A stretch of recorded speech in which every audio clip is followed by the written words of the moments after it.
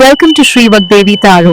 I'm here today to discuss what fortune has in store for you regarding home, health, and happiness. ನಮಸ್ತೆ ಎಲ್ಲರಿಗೂ. ಬನ್ನಿ ಗಣೇಶ ಏನ್ ಹೇಳ್ತಾರೆ ಅಂತ ನೋಡೋಣ. It's a general reading. Take what resonate with you, leave the rest behind.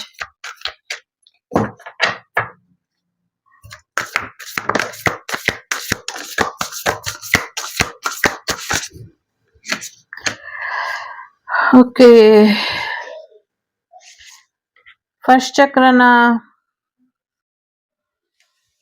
ನಿಮ್ಮ first ಚಕ್ರನ heal ಮಾಡ್ಕೊಳ್ಳಿ. ಬ್ಲಡ್ ರಿಲೇಟೆಡ್ ಸ್ವಲ್ಪ ಸಮಸ್ಯೆಗಳಿದೆ, ಅದನ್ನ ಬಗೆಹರಿಸ್ಕೊಳ್ಳಿ ಅನ್ನುವಂಥದ್ದು ಇದೆ.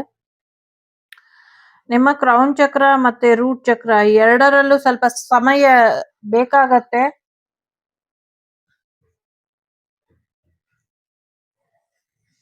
ನಿಮ್ಮ ರೂಟ್ ಚಕ್ರದಿಂದ ಕ್ರೌನ್ ಚಕ್ರದವರೆಗೂ ನಿಮ್ಮ ಎನರ್ಜಿನ ಸೇವ್ ಮಾಡಿ ಇಡಿ. ಸೊ ಚಕ್ರಗಳನ್ನ ಲಾಕ್ ಮಾಡ್ಕೊಂಡು ಓಡಾಡಿ, ಚಕ್ರಗಳನ್ನ ಎನರ್ಜೈಸ್ ಮಾಡಿ ಆಕ್ಟಿವೇಟ್ ಅಲ್ಲಿ ಇಟ್ಕೊಳ್ಳಿ. ಮೆಡಿಟೇಷನ್ ಮಾಡಿ, ತುಂಬಾ ಇಂಪಾರ್ಟೆಂಟ್. ಎಸ್ಪೆಷಲಿ ಪೀರಿಯಡ್ ಅಥವಾ PCOD ಸಮಸ್ಯೆಗಳಿಂದ ಬಳಲ್ತಾ ಇರೋರಿಗೆ, ಒಂದಷ್ಟು ಬ್ಲಡ್ ಕ್ಯಾನ್ಸರ್, ಬೇರೆ ಬೇರೆ ವಿಧದಲ್ಲಿ ಸಮಸ್ಯೆಗಳನ್ನ ಹೇಳ್ತಾ ಇರೋರಿಗೆ ಸ್ವಲ್ಪ ಆರೋಗ್ಯದ ಕಡೆ ಗಮನನ ಕೊಡಿ ಅನ್ನುವಂಥದ್ದು ಇದೆ. ಸಾಕಷ್ಟು ವಿಧದಲ್ಲಿ ಪ್ರಯೋಗಗಳನ್ನ ಮಾಡಿ ಈ ತರದ ಕಾಯಿಲೆಗಳನ್ನ ಹುಟ್ಟಾಕ್ತಾ ಇದ್ದಾರೆ ಅನ್ನುವಂಥದ್ದು ಇದೆ. ಸೊ ಅದ್ರ ಕಡೆ ಸ್ವಲ್ಪ ಹೆಚ್ಚಿನ ಗಮನನ ಕೊಡಬೇಕು ಅನ್ನುವಂಥದ್ದು ಇದೆ. ಜೊತೆಗೆ ಉದ್ಯೋಗಕ್ಕೋಸ್ಕರ ಬೇರೆ ಊರಿಗೆ ಹೋಗುವಂತ ಸಾಧ್ಯತೆಗಳು ಕಾಣಿಸ್ತಾ ಇದೆ. ಜೊತೆಗೆ ಎಲ್ಲೋ ಒಂದು ಬೇಜಾರಿನ ವಿಚಾರಕ್ಕೆ ಎಲ್ಲೋ ಹೋಗ್ತೀರಾ ಅನ್ನುವಂಥದ್ದು ಇದೆ. ಕೆಲವ್ರಿಗೆ ಕಾಯ್ದು ಕಾಯ್ದು ಬೇಜಾರಾಗ್ಬಿಟ್ಟಿರಬಹುದು. ಸೊ ಯಾರೋ ತಮ್ಮ ಜೀವನಕ್ಕೆ ಬರ್ತಾರೆ ಅಂತ ಕಾದು ಬರ್ದಿರಾ, ಅಥವಾ ಅವರ ಕೆರಿಯರ್ ವಿಚಾರದಲ್ಲಿ ಏನೋ ಪ್ರಮೋಷನ್ ಸಿಗುತ್ತೆ ಅಂತನೋ, ಅಥವಾ somebody will entering their life ಅಂತ ಅವರು ಕಾಯ್ತಾ ಕಾಯ್ತಾ ಕಾಯ್ತಾ ಇನ್ನ ಬಂದಿಲ್ಲ ಅನ್ನುವಂತ ಕಾರಣಕ್ಕೆ ತುಂಬಾ ಬೇಜಾರಾಗಿರಬಹುದು. ಸೊ ಮನೆಯಿಂದ ಹೊರಟೋ ಅಥವಾ ಯಾವ ಸ್ಥಳಕ್ಕೆ ಹೋಗ್ಬೇಕಿದ್ಯೋ ಆ ಸ್ಥಳದಿಂದ ವಾಪಸ್ ಬರ್ಬೇಕಾದ್ರೂ ಗೊತ್ತಿಲ್ಲ, ಎಲ್ಲೋ ಬೇಜಾರಾಗ್ಬಿಟ್ಟು ಅರ್ಧ ದಾರಿಲಿ ಗಾಡಿ ನಿಲ್ಸ್ಕೊಂಡು ಹಾಗೆ ಒಂದ್ ಸ್ವಲ್ಪ ನಿಮ್ಮನ್ನೇ ನೀವು ಮರ್ತು ನಿಂತ್ಕೊಂಡ್ಬಿಡ್ತೀರಾ ಅಂತ ಅನ್ಸುತ್ತೆ. ಸೊ ಹಾಗೇನಾದ್ರೂ ಇದ್ರೆ ಗಾಡಿನ ಸೈಡ್ಗೆ ಹಾಕ್ಬಿಟ್ಟು ನಿಂತ್ಕೊಳ್ಳಿ, ರಿಲ್ಯಾಕ್ಸ್ ಮಾಡ್ಕೊಂಡು ಆಮೇಲೆ ಬನ್ನಿ. ಟೆನ್ಷನ್ ಅಲ್ಲಿ ಬೇಜಾರಲ್ಲಿ ಏನು ದುಃಖ ಪಡಬೇಡಿ ಅನ್ನುವಂಥದ್ದು ಇದೆ. ನಿಮ್ಗೆ ಅಂತ ಇರೋರು ನಿಮ್ಮ ಜೀವನಕ್ಕೆ ಬರೋದಕ್ಕೆ ಲೇಟ್ ಆಗ್ತಿದೆ ಅಂದ್ರೆ ನಿಮ್ಮ ಜೀವನದಲ್ಲಿ ಸಮಸ್ಯೆಗಳು ಕೂಡ ಅಷ್ಟಿದೆ ಅಂತ ಅರ್ಥ ಮಾಡ್ಕೊಳ್ಬೇಕು ನೀವು. ಸೊ ಆ ಸಮಸ್ಯೆಗಳನ್ನ ರಿಮೂವ್ ಮಾಡ್ಕೊಳ್ಳಿ ಅನ್ನುವಂಥದ್ದು ಇದೆ.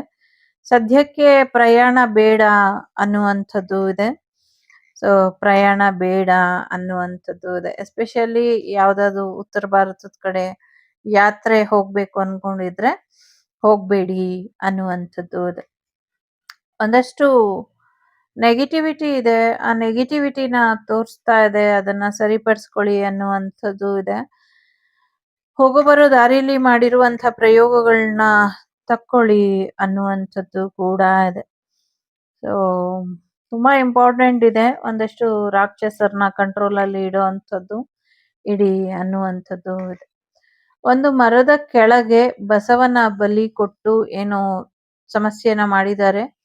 ಆ ಜಾಗಕ್ಕೆ ಹೋಗಿ ಸಮಸ್ಯೆನ ಪರಿಹಾರ ಮಾಡ್ಕೊಂಡ್ ಬನ್ನಿ.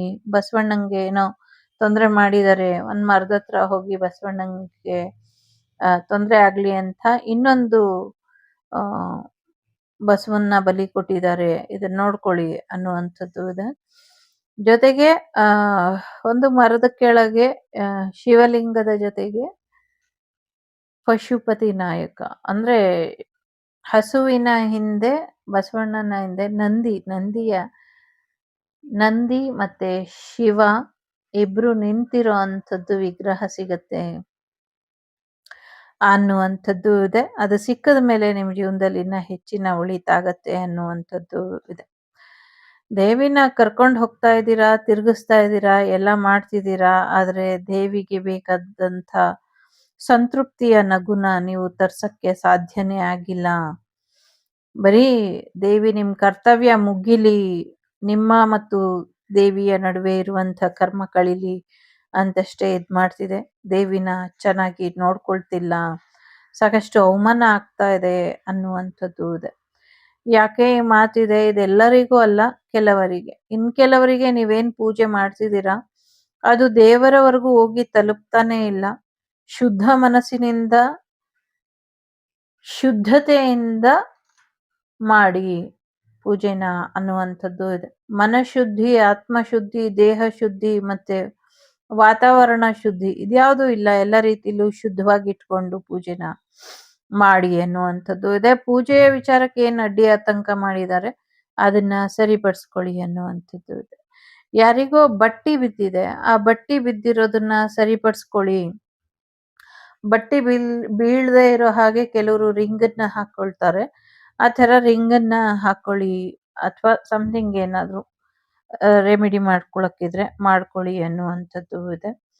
ಸೊ ದೇವಿ ಇರುವಂತ ಸ್ಥಳ ಅಥವಾ ಗಣೇಶ ಇರುವಂತ ಸ್ಥಳ ಅಥವಾ ನೀವು ಎಕ್ಸ್ಪೆಕ್ಟ್ ಮಾಡ್ತಿರುವಂತ ದೈವ ಇರುವಂತ ಸ್ಥಳ ಪರಿಶುದ್ಧವಾಗಿದೆ, ಫಲವತ್ತತೆಯಿಂದ ಕೂಡಿದೆ. ಅದನ್ನ ಯಾವುದೇ ಕಾರಣಕ್ಕೂ ಮಾರಾಟ ಮಾಡಬೇಡಿ ಅನ್ನುವಂಥದ್ದು ಇದೆ. ಮಾರಾಟ ಮಾಡಬೇಡಿ, ಹಾಗೆ ಉಳಿಸ್ಕೊಳ್ಳಿ ಅನ್ನುವಂಥದ್ದು ಇದೆ. ಬಹಳಷ್ಟು ವಿಚಾರದಲ್ಲಿ ಶಕ್ತಿ ಗಣಪತಿ ಸ್ವಲ್ಪ ದುಃಖಿತನಾಗಿದ್ದಾನೆ. ಯಾಕೆ ಅಂದ್ರೆ ಬಹಳಷ್ಟು ಸಹಾಯ ಮಾಡಿದ್ರು, ಎಲ್ಲೋ ಒಂದ್ ಕಡೆ ನೀವು ಕೃತಜ್ಞತೆನ ಮರಿತಾ ಇದ್ದೀರಾ, ಕೃತಜ್ಞತೆಯಲ್ಲಿ ಇಲ್ಲ ಅನ್ನುವಂಥದ್ದು ಇದೆ. ಸೊ ಒಂದ್ ಸ್ವಲ್ಪ ಕೃತಜ್ಞತೆ ಅನ್ನೋದು ಇದ್ರೆ ಬೆಟರ್ ಇರುತ್ತೆ. ಸೊ ದೇವ್ರು ಎಷ್ಟ್ ಮಾಡಿದ್ರುನು ಏನ್ ಮಾಡೋನ್ ದೇವ್ರು ಅಂತ ಇದ್ರೆ ದೇವ್ರು ಏನ್ ಮಾಡೋದಕ್ಕೂ ಕೈ ಮೀರಿ ಹೋಗಬಹುದು. ಸೊ ಸ್ವಲ್ಪ ಹೆಚ್ಚಿನ ಎಚ್ಚರಿಕೆ ವಹಿಸಿ ಅನ್ನುವಂಥದ್ದು ಇದೆ. ನಿಮ್ಮ ಮನೆಯ ದೇವರಿಗೆ ದೃಷ್ಟಿ ತಾಗಿದೆ, ದೃಷ್ಟಿನ ಇಳಿಸಿ ಅನ್ನುವಂಥದ್ದು ಇದೆ. ಜೊತೆಗೆ ಒಂದಷ್ಟು ಬಂಧನ ಮಾಡಿ ಸ್ಟಕ್ ಎನರ್ಜಿಲಿ ನಿಮ್ಮ ದೇವ್ರನ್ನ ಇಟ್ಟಿದ್ದಾರೆ, ಒಂದಷ್ಟು ರಿಮೂವ್ ಮಾಡ್ಕೊಳ್ಳಿ. ಎಸ್ಪೆಷಲಿ ನಿಮ್ ದೇವ್ರ ಮನೆಯಲ್ಲಿ ಒಂದಷ್ಟು ಸಮಸ್ಯೆಗಳಾಗಿದೆ, ದೇವ್ರ ಮನೆಯನ್ನ ಶುದ್ಧೀಕರಿಸ್ಕೊಳ್ಳಿ ಅನ್ನುವಂಥದ್ದು ಇದೆ. ಶತ್ರು ನಿಗ್ರಹ ಆಗಬೇಕು, ಆಗತ್ತೆ, ಮಾಡ್ತೀನಿ ಅನ್ನುವಂಥ ಭರವಸೆನ ಗಣೇಶ ಹೇಳ್ತಾ ಇದ್ದಾರೆ. ಜೊತೆಗೆ ಗಣೇಶನ ಆಶೀರ್ವಾದ ಇದೆ. ಕೈಗಳ ಪಾದಗಳ ಆರೋಗ್ಯದ ಕಡೆ ಹೆಚ್ಚಿನ ಗಮನನ ಕೊಡಿ. ಎಸ್ಪೆಷಲಿ ನಿಮ್ಮ ಎಡಗಾಲು ಅಥವಾ ಬಲಗಾಲು, ನಿಮ್ಗೆ ಯಾವ ಕಾಲ್ ಪ್ರಾಬ್ಲಮ್ ಇದೆಯೋ ಅದನ್ನ ಹೇಗೆ ಸರಿಪಡಿಸ್ಕೊಳ್ಳಬಹುದು ಅದ್ರ ಕಡೆ ಹೆಚ್ಚಿನ ಗಮನನ ಕೊಡಿ ಅನ್ನುವಂಥದ್ದು ಕೂಡ ಇದೆ. ಬಹಳಷ್ಟು ವಿಧದಲ್ಲಿ ಒಂದಷ್ಟು ಸ್ಟಕ್ ಎನರ್ಜಿಯಿಂದ ಹೊರಬರೋದಕ್ಕೆ ಯಾವ ರೀತಿ ಪ್ರಯತ್ನ ಪಡ್ಬೋದು ಅದ್ರ ಕಡೆ ಗಮನನ ಕೊಡಿ ಅನ್ನುವಂಥದ್ದು ಇದೆ. ಮುಂದಿನ ದಿನಗಳಲ್ಲಿ ಒಳ್ಳೆಯ ಬದಲಾವಣೆನ ನೀವು ನಿರೀಕ್ಷೆ ಮಾಡಬಹುದು. ಬಹಳಷ್ಟು ವಿಚಾರದಲ್ಲಿ ಸಂಗೀತದಿಂದ ಒಂದಷ್ಟು ಬದಲಾವಣೆಗಳು ಬರುತ್ತೆ ಅನ್ನುವಂಥದ್ದು ಇದೆ. ಸೊ ನಂಗೆ ಗೊತ್ತಿಲ್ಲ, ಇಲ್ಲಿ ಬರೋದನ್ನ ಹೇಳ್ತೀನಿ. ಒಂದಷ್ಟು ಪ್ರಾಕೃತಿಕವಾಗಿ ಪಂಚಭೂತಗಳಿಗೆ ಸಂಬಂಧಪಟ್ಟಂಗೆ ಅಥವಾ ಇಡೀ ವಿಶ್ವದ ಸುಖ ಶಾಂತಿ ನೆಮ್ಮದಿಗೆ ಸಂಬಂಧಪಟ್ಟಂಗೆ ಬಹಳಷ್ಟು ರಾಗಗಳಿದೆ. ಆ ರಾಗಗಳನ್ನ ಉಪಯೋಗಿಸ್ಕೊಳ್ಳಿ. ಒಂದಷ್ಟು ರಾಗಗಳಿಂದ, ಸಂಗೀತದಿಂದ ಕೂಡ ಪ್ರಪಂಚದಲ್ಲಿ ಸುಖ ಶಾಂತಿ ನೆಮ್ಮದಿ ನೆಲೆಸೋ ಹಾಗೆ ಮಾಡಬಹುದು. ಟ್ರೈ ಮಾಡಿ, ಅದರಲ್ಲೇನಿದೆ ಅನ್ನುವಂಥ ರೀತಿಲಿ ಇದೆ. ಸೊ ಟ್ರೈ ಮಾಡಿ. ಸಾಕಷ್ಟು ವಿಧದಲ್ಲಿ ಸಂಗೀತದಲ್ಲೇನೆ ಬಹಳಷ್ಟು ಮ್ಯೂಸಿಕ್ ಥೆರಪಿ ಅಥವಾ ಮ್ಯೂಸಿಕ್ ಹೀಲಿಂಗ್ ಅಂತಾನೆ ಒಂದಷ್ಟು ಇದೆ. ಸೊ ನಂಗೆ ಅದು ಫೇವ್ರೇಟ್. ಯಾವಾಗ್ಲೂ ಹೀಲಿಂಗ್ ಮ್ಯೂಸಿಕ್ ಕೇಳೋದಕ್ಕೆ ತುಂಬಾ ಪವರ್ಫುಲ್ ಆಗಿ ಕೆಲಸ ಮಾಡುತ್ತೆ ಅದು. ಸೊ ಆ ಥರದ್ದು ರಾಗಗಳು, ಸ್ವರಗಳು ಕೂಡ ವಿಶ್ವಶಾಂತಿಗೋಸ್ಕರ ಇದೆ. ಸೊ ಖಂಡಿತವಾಗ್ಲೂ ಅದು ಪಂಚಭೂತಗಳ ಮೇಲೂ ಕೂಡ ಪ್ರಭಾವ ಬೀರುತ್ತೆ. ಅಂಥದ್ದನ್ನ ಉಪಯೋಗಿಸ್ಕೊಳ್ಳಿ, ಈ ರಕ್ತಪಾತನ ನಿಲ್ಸೋದಕ್ಕೆ ಸಹಾಯ ಆಗತ್ತೆ ಅನ್ನುವಂಥದ್ದು ಇದೆ.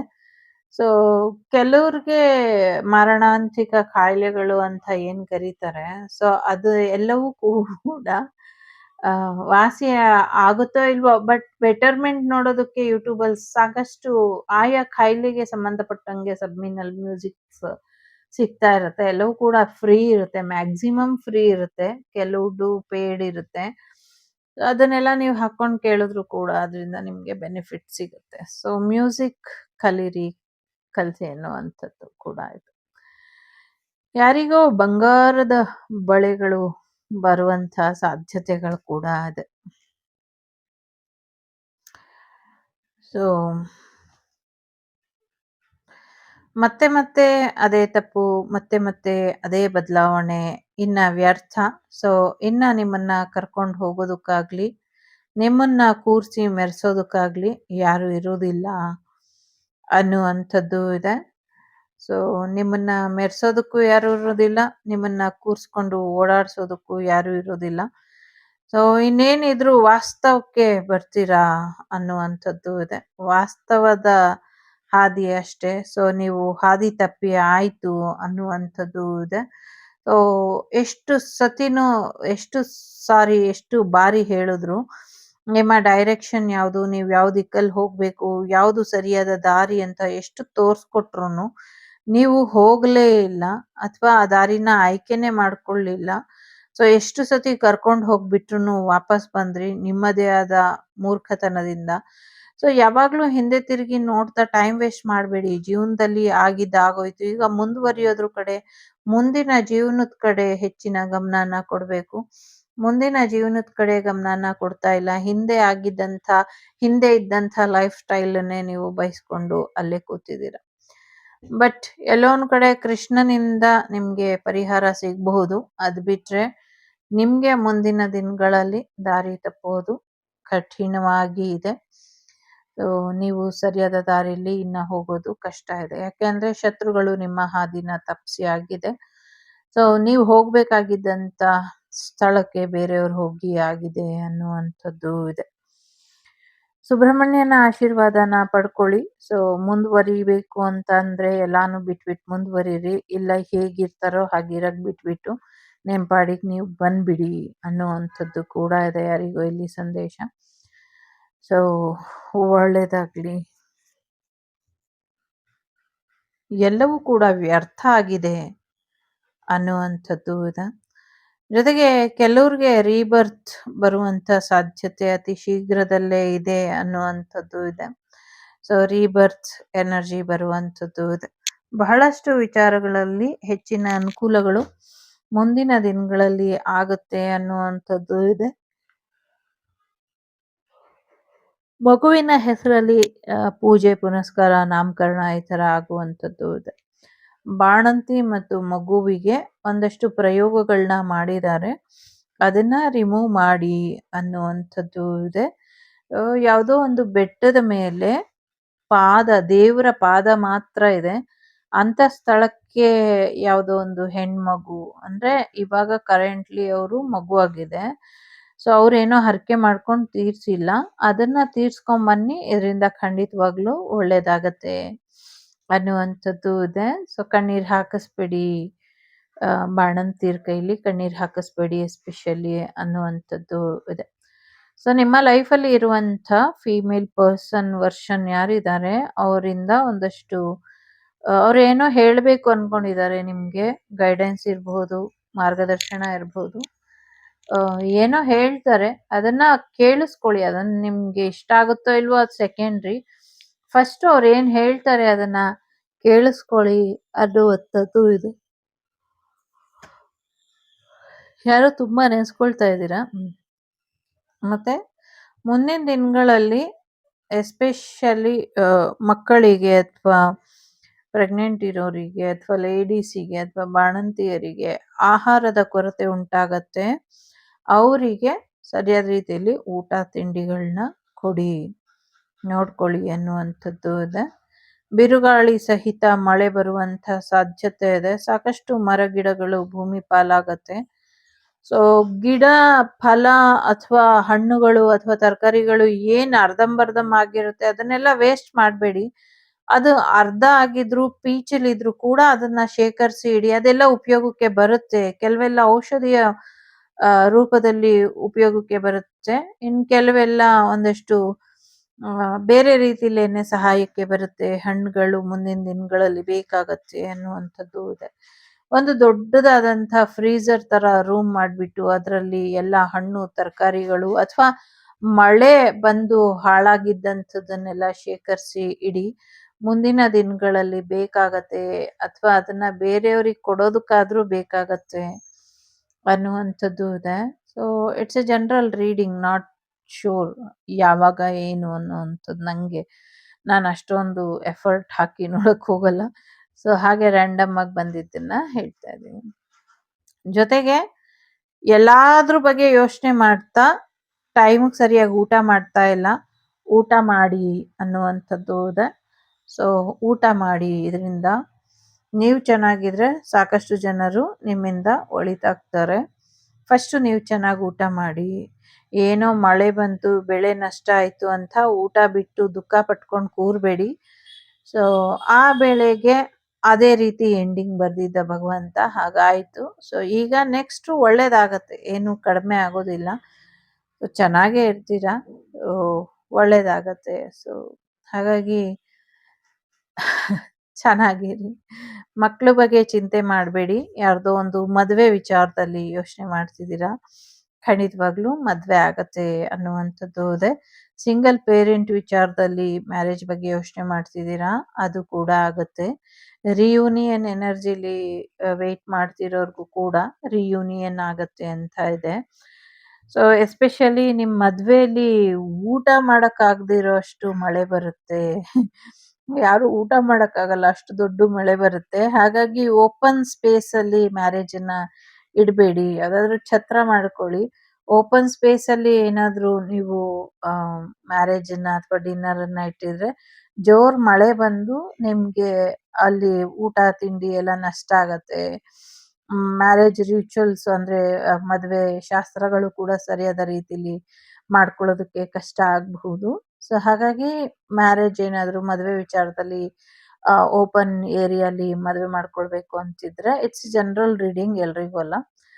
ಸೊ ನೋಡ್ಕೊಂಡು ಮಾಡ್ಕೊಳ್ಳಿ ಅನ್ನುವಂಥದ್ದು ಇದೆ. ನಿಮ್ಮ ಆಸೆ ಬಯಕೆಗಳೇನಿದೆ ಎಲ್ಲವನ್ನು ಕೂಡ ಒಂದಾದ್ಮೇಲೆ ಒಂದು ಈಡೇರಿಸುವಂತ ಪ್ರಯತ್ನನ ಗಣೇಶ ಪಡ್ತಾ ಇದ್ದಾರೆ. ಸೊ ಇನ್ನ ಹೆಚ್ಚಿಂದು ಮಾಡ್ಕೊಡ್ತಾರೆ ಅನ್ನುವಂಥದ್ದು ಕೂಡ ಇದೆ. ಪ್ರೀತಿಯಿಂದ ಇರಿ, ಪ್ರೀತಿಯಿಂದ ಪ್ರಯಾಣನ ಬೆಳೆಸಿ ಅನ್ನುವಂಥದ್ದು ಇದೆ. Everything about love. ಸೊ ಗಣೇಶನಿಗೆ ನಿಮ್ಮ ಪ್ರೀತಿ ಬೇಕು. ಗಣೇಶನಿಗೆ ನಿಮ್ಮ ಮೇಲೆ ತುಂಬಾ ಪ್ರೀತಿ ಇದೆ. ಸಾಕಷ್ಟು ಬದಲಾವಣೆಗಳನ್ನ ನೀವು ನಿರೀಕ್ಷೆ ಮಾಡಬಹುದು. ಜೊತೆಗೆ ಒಂದಷ್ಟು ಇಂಪಾರ್ಟೆಂಟ್ ಮೆಸೇಜಸ್ ಕೂಡ ನಿಮ್ಗೆ ಬರುತ್ತೆ. ನೀವೇನ್ ಹೇಳ್ಬೇಕು ಅನ್ಕೊಂಡಿದ್ರಿ, ಏನ್ ಹೇಳಕ್ ಆಗ್ತಾ ಇಲ್ಲ, ಅದನ್ನೆಲ್ಲ ಬರ್ದ್ಬಿಟ್ಟು ನೀವು ಎಚ್ಚರಿಕೆಯಿಂದ ಯಾರಿಗೆ ತಲುಪಿಸ್ಬೇಕೋ ಅವ್ರಿಗೆ ತಲುಪಿಸ್ಬಹುದು. ಬೇರೆಯವರು ಅದನ್ನ ನೋಡದೆ ಇರೋ ಹಾಗೆ, ಬೇರೆಯವ್ರ ಕೈಗೆ ಅದು ಸಿಗದೆ ಇರೋ ಹಾಗೆ ಎಚ್ಚರಿಕೆನ ವಹಿಸಿ. ನೀವ್ ಯಾರಿಗ್ ಕೊಡ್ಬೇಕು ಅನ್ಕೊಂಡಿದೀರೋ ಅವರೇ ಓದೋ ಹಾಗೆ ಆಗ್ಲಿ ಅನ್ನುವಂಥದ್ದು ಇದೆ. ಜೊತೆಗೆ ಪ್ರೀತಿಯಿಂದ ಒಂದಷ್ಟು ಬದಲಾವಣೆಗಳನ್ನ ಮಾಡ್ಕೊಳ್ಳಿ ಅನ್ನುವಂಥದ್ದು ಇದೆ.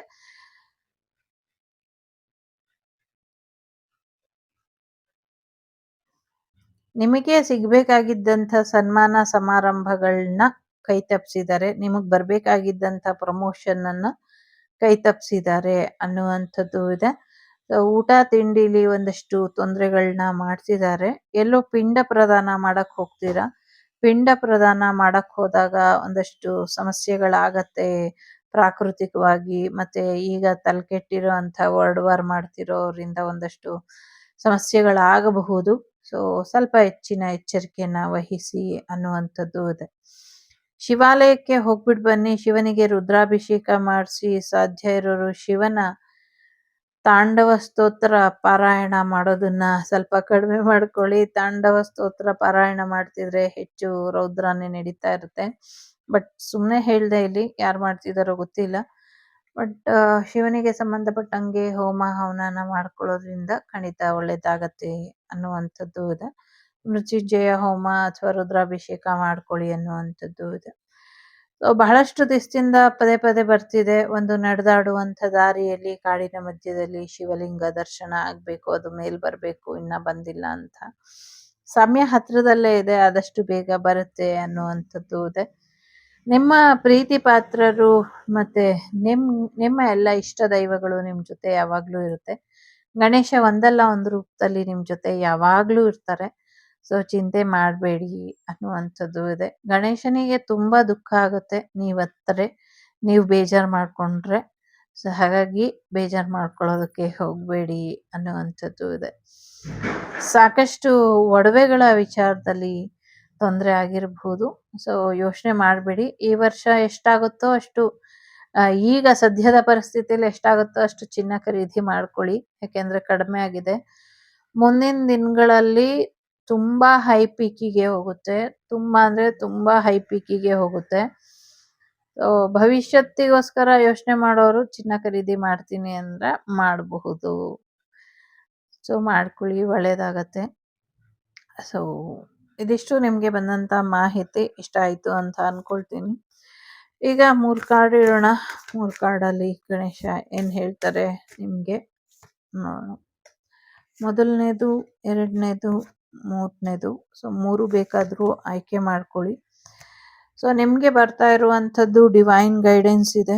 ಸೊ ಡಿವೈನ್ ಗೈಡೆನ್ಸ್ ಅನ್ನ ನೆಗ್ಲೆಕ್ಟ್ ಮಾಡಬೇಡಿ. ಓಕೆ. ಗುರು ಬ್ರಹ್ಮ ಗುರು ವಿಷ್ಣು ಗುರುದೇವೋ ಮಹೇಶ್ವರ ಗುರು ಸಾಕ್ಷಾತ್ ಪರಬ್ರಹ್ಮ ತಸ್ಮೈ ಶ್ರೀ ಗುರುವೇ ನಮಃ. ಈ ವರ್ಷ ಗುರುವಿಗೆ ಸಂಬಂಧಪಟ್ಟಂಗೆ ಪರಾಭವ ಸಂವತ್ಸರ ಏನಿದೆ ಗುರುವಿಗೆ ಸಂಬಂಧಪಟ್ಟಂಗೆ ಇರೋದ್ರಿಂದ ಸೊ ಗುರುವಿನ ಆಶೀರ್ವಾದ, ಗುರುವಿನ ಮಾರ್ಗದರ್ಶನ ತುಂಬಾ ಇಂಪಾರ್ಟೆಂಟ್. ಅದ್ರ ಕಡೆ ಗಮನನ ಕೊಡಿ. ನಿಮ್ಗೆ ಅಂತ ವಿಶೇಷವಾದಂತ ಸ್ಪಿರಿಚುವಲ್ ಗಿಫ್ಟ್ ಕೂಡ ಬರುವಂತ ಸಾಧ್ಯತೆ ಇದೆ. ಶುದ್ಧವಾಗಿ ಇರಿ, ಶುದ್ಧತೆನ ಮೇಂಟೈನ್ ಮಾಡಿ ಅನ್ನುವಂಥದ್ದು ಕೂಡ ಇದೆ. ವಿಶೇಷವಾದಂಥ ಮಂತ್ರೋಪಚಾರ ನಿಮ್ಗೆ ಸಿಗೋದ್ರಲ್ಲಿ ಇದೆ. New creation with new person ಅಂತ ಇದೆ. Bottom of the deck spiritual practice ಇದೆ. ಆಧ್ಯಾತ್ಮಿಕ ಮಾರ್ಗದಲ್ಲಿ ಹೋಗಿ ಧ್ಯಾನ, ಧೂಪ, ದೀಪ, ನೈವೇದ್ಯ, ಮಂತ್ರ ಇದೆಲ್ಲವನ್ನು ಕೂಡ ಪಠಣೆನ ಮಾಡಿ. ಸೊ ಹೋಮ, ಹವನ, ಯಾಗ, ಯಜ್ಞಾದಿಗಳನ್ನ ಮಾಡಿ. ಅದನ್ನೆಲ್ಲ ಮಾಡೋಕ್ಕಾಗಲ್ಲ ಈ ಕಲಿಯುಗದಲ್ಲಿ. ಹೋಮ ಹವನ ಮಾಡ್ಕೊಳ್ಬಹುದು, ಮಾಡ್ಕೊಳ್ಳಿ. ಆಧ್ಯಾತ್ಮಿಕ ಮಾರ್ಗ ಬಿಟ್ಟು ಬೇರೆ ಮಾರ್ಗದಲ್ಲಿ ಹೋಗ್ಬೇಡಿ ಅನ್ನುವಂಥದ್ದು ಇದೆ. ಮೊದಲನೇದು ಯಾರು ಆಯ್ಕೆ ಮಾಡಿದ್ದೀರಾ? ಸೆಕೆಂಡ್ ಚಕ್ರ ಇದೆ, ಹಾರ್ಮೋನಿ ಇದೆ. ಸೊ ಬಿಸ್ನೆಸ್ ಚೆನ್ನಾಗಾಗತ್ತೆ. ಇನ್ನ ಹೆಚ್ಚಿನ ಅನುಕೂಲ ಫ್ಯಾಮಿಲಿ ಲೈಫ್ ಅಲ್ಲಿ ಬರುವಂತ ಸಾಧ್ಯತೆಗಳು ಕೂಡ ಇದೆ. ಸೊ ಸೆಕೆಂಡ್ ಚಕ್ರನ ಬ್ಯಾಲೆನ್ಸ್ ಮಾಡ್ಕೊಳ್ಳಿ. ಎರಡನೇದು ಯಾರು ಆಯ್ಕೆ ಮಾಡಿದ್ದೀರಾ? ಡಿವೈನ್ ಸಪೋರ್ಟ್ ನಿಮ್ ಜೊತೆ ಇದೆ. ದೇವರ ಆಶೀರ್ವಾದ ಮತ್ತು ಮಾರ್ಗದರ್ಶನ ನಿಮ್ ಜೊತೆ ಯಾವಾಗ್ಲೂ ಇರುತ್ತೆ. ಸೊ ಹಾಗಾಗಿ ಇನ್ನ ಹೆಚ್ಚಿನ ಒಂದು ಒಳಿತನ್ನ ನಿಮ್ಮ ಜೀವನದಲ್ಲಿ ಕೊಡ್ತಾರೆ ದೇವರು. ನೀವೇನ್ ಶುರು ಮಾಡ್ಬೇಕು ಅನ್ಕೊಂಡಿದೀರಾ, ಏನ್ ಮುಂದುವರಿಬೇಕು ಜೀವನದಲ್ಲಿ ಅನ್ಕೊಂಡಿದೀರಾ, ಹಾಗೆ ಮುಂದುವರಿರಿ ಅನ್ನುವಂಥದ್ದು ಇದೆ. ಮೂರನೇದು ಎಂಪವರ್ಮೆಂಟ್ ಇದೆ. ಸೊ ಥರ್ಡ್ ಚಕ್ರ ಕೂಡ ಇಂಪಾರ್ಟೆಂಟ್. ಬಿಸ್ನೆಸ್ ಗ್ರೋತ್ ಆಗುವಂಥದ್ದು, ಪ್ರೆಗ್ನೆನ್ಸಿ ಬರುವಂಥದ್ದು, ಮ್ಯಾರೇಜ್ ಆಗುವಂಥದ್ದು, ರಿಯೂನಿಯನ್ ಆಗುವಂಥದ್ದು, ಭಯ ದೂರ ಆಗುವಂಥದ್ದು, ಟೆನ್ಷನ್ ದೂರ ಆಗುವಂಥದ್ದು, black magic, karmic relationship end ಆಗುವಂಥದ್ದು ಎಲ್ಲವೂ ಇದೆ. ಸೊ ಧ್ಯಾನದ ಮುಖೇನ ಸಾಕಷ್ಟು ಬದಲಾವಣೆನ ಮಾಡ್ಕೊಳ್ಳಿ ಅನ್ನುವಂಥದ್ದು ಇದೆ. ಇದಿಷ್ಟು ನಿಮ್ಗೆ ಬಂದಂತ ಮಾಹಿತಿ ಇಷ್ಟ ಆಯ್ತು ಅಂತ ಅನ್ಕೊಳ್ತೀನಿ. ಇಷ್ಟ ಆದ್ರೆ please like, share and subscribe Shri Vagdevi Kannada tarot. ನಾನು ನಿಮ್ಮ ಅಭಿಮಾನಿ ಕಮಲಾಕ್ಷಿ. ಸಿಗ್ತೀನಿ ಮುಂದಿನ ವಿಡಿಯೋಲಿ. ಅಲ್ಲಿವರೆಗೂ ಲೋಕ ಸಮಸ್ತ ಸುಖಿನೋ ಭವಂತು, ಸಮಸ್ತ ಸನ್ಮಂಗಳಾನಿ ಭವಂತು, ಧರ್ಮೋ ರಕ್ಷತೆ ರಕ್ಷಿತಃ. ಎಲ್ಲರಿಗೂ ಒಳ್ಳೆದಾಗ್ಲಿ. ವಸುದೈವಕ ಕುಟುಂಬ, ವಾಗ್ದೇವಿ ಕುಟುಂಬ ಯಾವಾಗ್ಲೂ ಕ್ಷೇಮವಾಗಿರ್ಲಿ ಅಂತ ಕೇಳ್ಕೊಳ್ತಾ ಶ್ರೀರಾಮನವಮಿಯ ಹಾರ್ದಿಕ ಶುಭಾಶಯಗಳು ಎಲ್ಲರಿಗೂ. ಜೈ ಶ್ರೀರಾಮ್. ಮತ್ತೆ ಓಂ ಗ್ಲೋಂ ಗಂ ಗಣಪತಯೇ ನಮಃ. ಎಲ್ಲರಿಗೂ ಒಳ್ಳೆದಾಗ್ಲಿ. ಗಣಪತಿಯ ಪೂಜೆ ಹೆಚ್ಚು ಹೆಚ್ಚು ಮಾಡೋದಕ್ಕೆ ಶುರು ಮಾಡ್ಕೊಳ್ಳಿ. ಆಗ ಗಣೇಶ ಎಲ್ಲ ವಿಘ್ನಗಳನ್ನು ನಿವಾರಣೆ ಮಾಡ್ತಾರೆ. ಒಳ್ಳೇದಾಗ್ಲಿ ಅಂತ ಹಾರೈಸ್ತಾ, ನಿಮ್ಮ ಮುಖದ ಮೇಲೆ ಯಾವಾಗ್ಲೂ ನಗು ಇರ್ಲಿ ಅಂತ ಆಶಿಸ್ತಾ ಟೇಕ್ ಕೇರ್. ಬಾಯ್. ನಮಸ್ತೆ. ಮತ್ತೆ ಎಲ್ಲರಿಗೂ ತುಂಬು ಹೃದಯದ ಧನ್ಯವಾದಗಳು. Thank you so much. Take care. Bye. The Sri Vagdevi Tarot channel is so glad to see you again. Thank you for watching our tarot card readings today.